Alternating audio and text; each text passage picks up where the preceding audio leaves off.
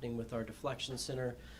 And I've been watching closely as the numbers have been coming out, developments that have occurred, and I'll tell you that I've also received a lot of community feedback, but I certainly am not satisfied with what I'm seeing. And so it's time for some changes.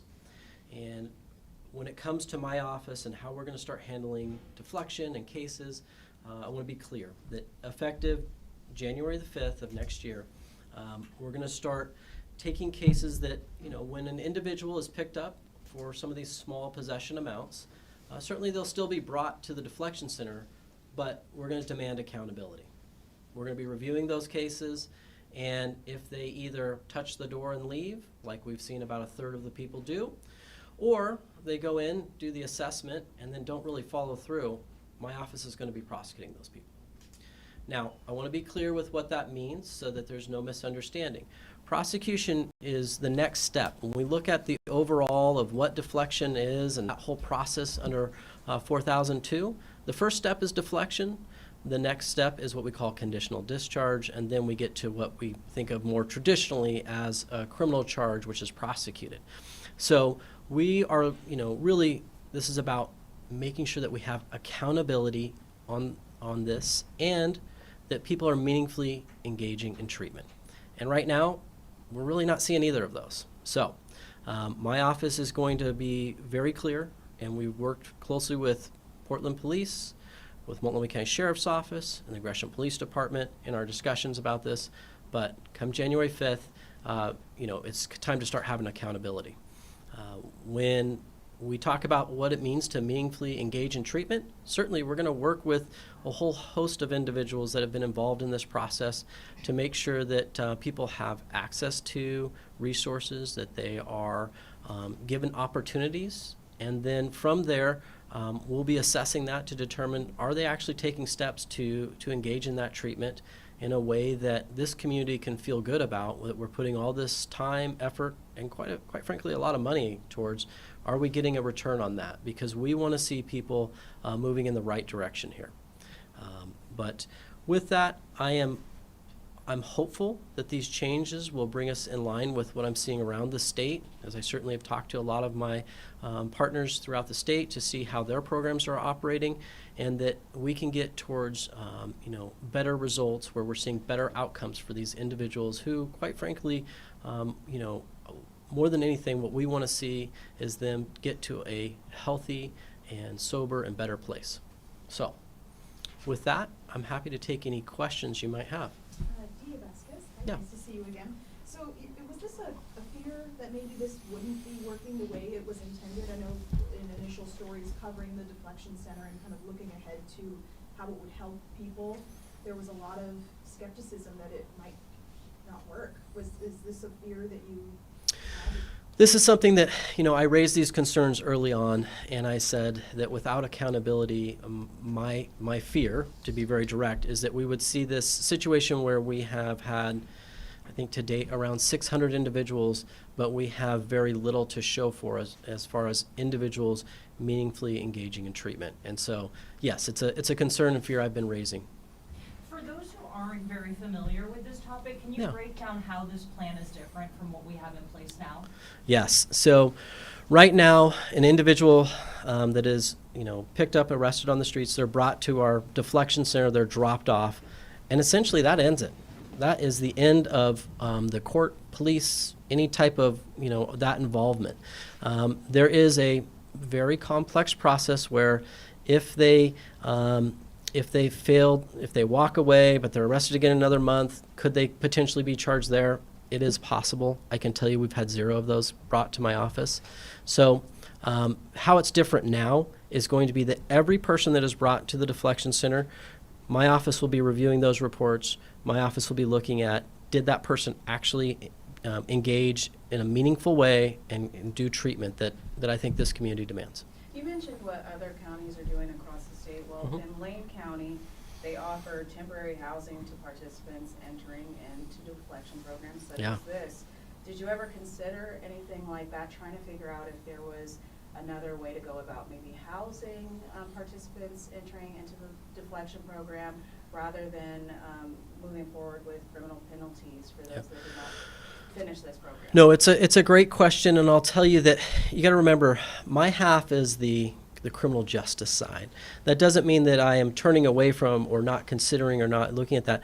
I am one piece, and there are many others. And I'll say that Commissioner Singleton put forward a plan that included a lot of what you're talking about, those housing points, and we're certainly open to that, and I want to see that, because any way that we can help individuals get stable and into a healthy and sober situation is going to be helping push this forward in a positive way that's meaningful to this community. So what are your ballpark estimates?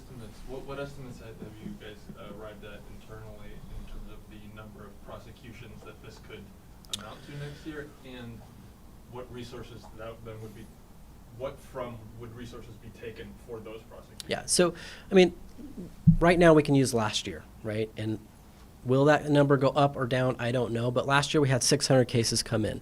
My hope and expectation is that, we're going to have people be successful, so we won't be prosecuting. But if that number is 600, if that number is 500, 400, this office is going to step up, and we're going to be taking on those cases and looking to put them through. Again, the first step is conditional discharge, and that means there's a higher level of supervision, there's more eyes on the case. So my sincere hope is that we will see people with this added layer of accountability engage and actually be successful in a meaningful way. And I think that's been a lot of the criticism around is, what is success? How do we define that?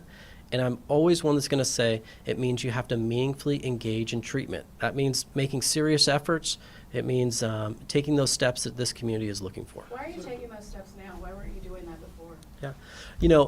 I'll tell you, just for the context and the background, is that this program got started before I took office. So I took office in January. This program started in the September before. And, essentially there is a whole group of folks that were putting that together. I explained to them at the time my reservations with the program, and I agreed that I would give it some time to be built up and see how it would work. That time has been given, and it's time for a change.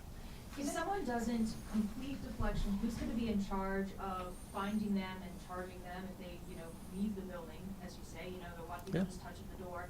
And then does the DA's office have the staff to be able to put the resources towards these possession of controlled substances cases? So yes, we have the staff, and we'll take it. These are misdemeanors. These are not complex. This is not, this is not some in-depth, lengthy investigation. All of us could walk out right now into Old Town probably and see someone using fentanyl, and so it's not a difficult thing to do. As far as what happens when someone fails to go through with it, those reports will come to my office, and either they will have a citation to appear at a future court date, or if the other route would be that a warrant would be issued for their arrest. Those are the two options. Since the county and the Criminal Justice Commission worked to put together the current deflection program, can you explain how you can just make this plan unilaterally? Yeah, so to be clear, the decision about whether to prosecute or not prosecute, that remains solely with the district attorney. That is how it is throughout the state of Oregon. That's nothing new or novel. And so that is what's happening here, is that decision is essentially, I'm directing that decision.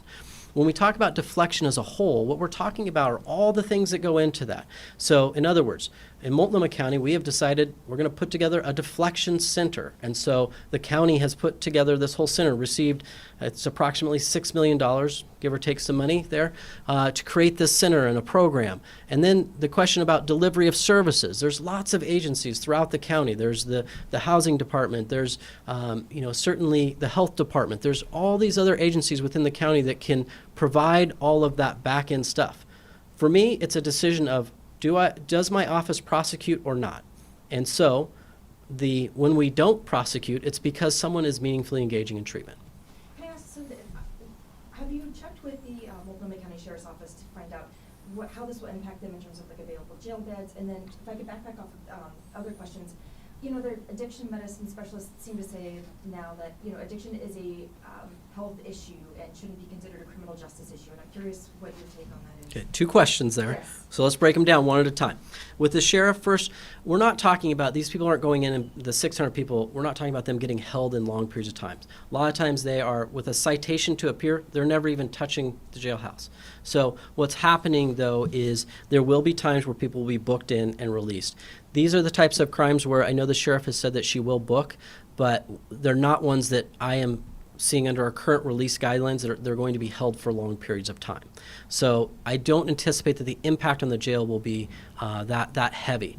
Now, on the question of, why don't you repeat that second one so I make sure I get it all correct? Yeah, I think the prevailing knowledge now is that, addiction is very much a health issue and shouldn't be considered a crime or a criminal justice issue. And so how do you navigate that? Well, I would broaden that a bit in that, yes, I understand the health part of it. It certainly has a larger social impact as well, though.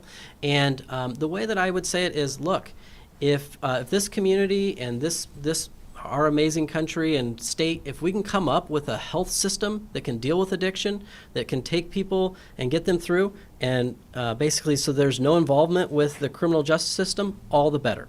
We would welcome that, but currently that doesn't exist. And so what we have is a situation where, we tried basically the Measure 110 approach of no involvement of the criminal justice system. It didn't work. We saw record overdose deaths. And so we are at a place now where we're kind of trying to balance out different approaches. And trust me, when I say that we are going to do everything we can to see individuals get into treatment, our goal is not to put people in jail. It is to get people to treatment.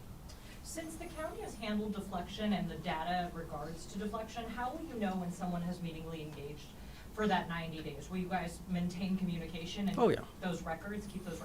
Yeah, we will certainly maintain communication, stay involved, and then here's how it's going to work. We're going to get the case in, and we anticipate that either they are going to tell us in 90 days that person successfully completed or not.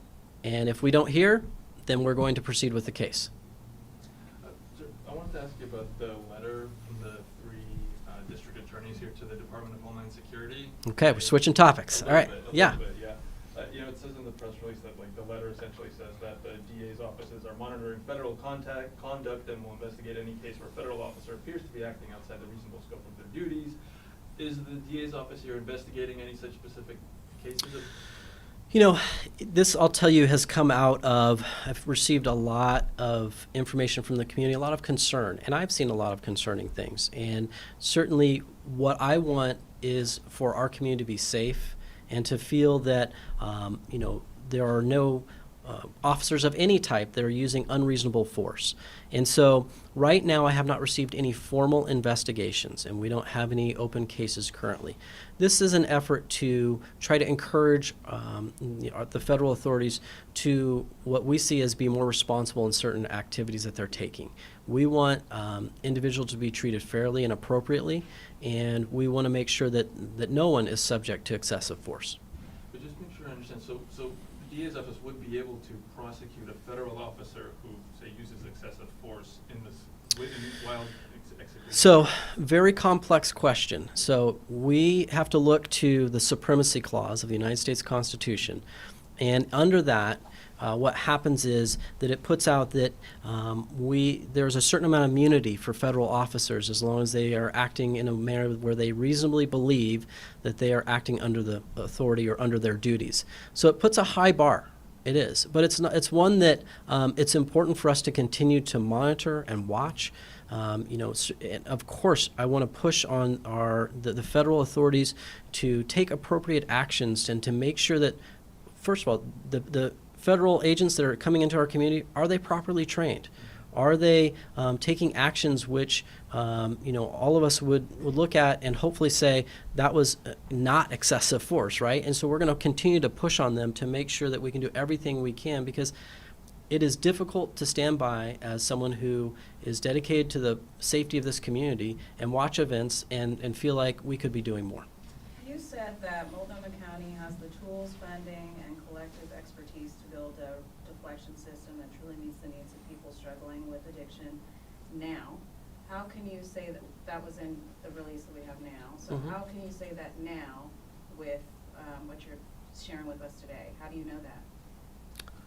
About the Because tools? Yes, with the tools that you have now. How can you say that now? We thought that you guys had the tools then. Oh, I think we had the tools then. I think it's a matter of, do we have the system built that actually is designed in a manner that has accountability and actually works to connect people to those tools and resources. So it's not like we haven't had a Department of Homeless Services that didn't have a $400 million budget. It's not like we didn't have a county health department that didn't have a $400 million budget. We've had the resources. We just haven't had the accountability and really the system designed to make sure that we can get people connected to that. I mean, I'll always say that people suffering from substance use disorder, it's a very challenging topic, and there are no easy answers, for sure.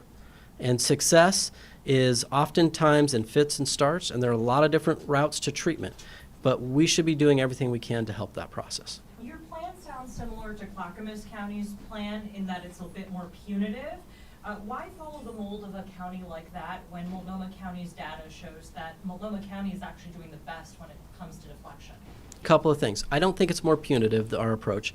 And second is that when we talk about Multnomah County's data, what you see is we have a lot of people going in, but it's about what we define as success. And right now, the definition of success in Multnomah County is extremely low.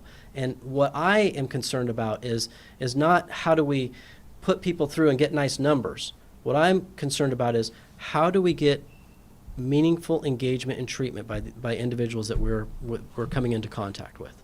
I was just going to ask, so we know that County Commissioner Singleton put out a plan which wants to sort of connect people to housing and resources, and you've got this plan that says we need accountability. Do you feel like those things are conflicting, or can they coexist? Oh, I think they work tandem, hand in hand, because for my definition of what I'm seeing is, and what Commissioner Singleton put out particularly was, she said, hey, we know a lot of people that we're coming into contact with are struggling with housing issues. And when we see people get more stable in their lives, they have better opportunities to engage in treatment, they have better opportunities to get to sober. There's just all kinds of benefits that can come from that. And certainly, I am 100% open to looking at all options that get people to a healthier place. And so what needs to happen before January 5th to make all this happen, to have more accountability and working well with other community partners within Multnomah County to make sure that we have more success? Well, what's going to happen is the police and the district attorneys will work together on the accountability piece, on reports and citations and all of that.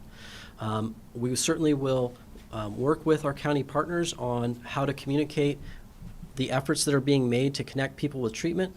In the end, right now, the way our system is structured, it is actually the responsibility of that individual who comes in and who is charged with possession of a controlled substance, that if they want to be deflected, they need to take those actions. That's the way the state legislature put it out. I think it is incumbent upon our community to try to help provide some of those opportunities, but it's incumbent upon those individuals to really take the steps. And the way I've always approached this is it's a bit of a push and a pull. Yes, we want to help push them to the right direction. We should also be there to pull them up as well.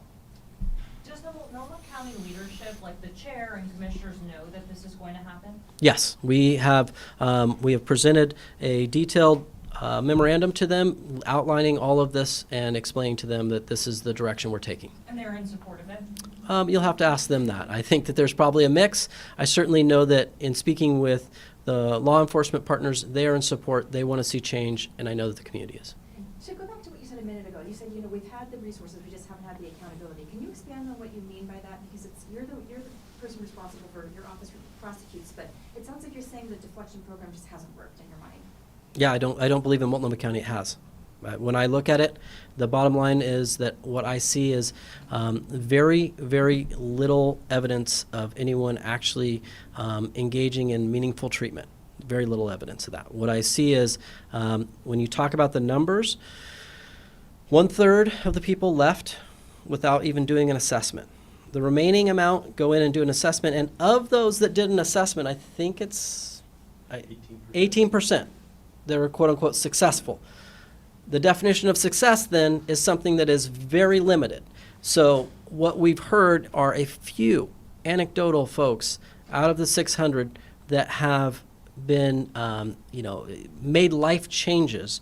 So right now, I'm looking at that, and what I hear from the community is that $6 million of investment for just a handful of people that actually got in treatment is not a good use of taxpayer dollars. So you're saying basically the problem is that they don't touch they don't touch the criminal justice system under the current setup, really?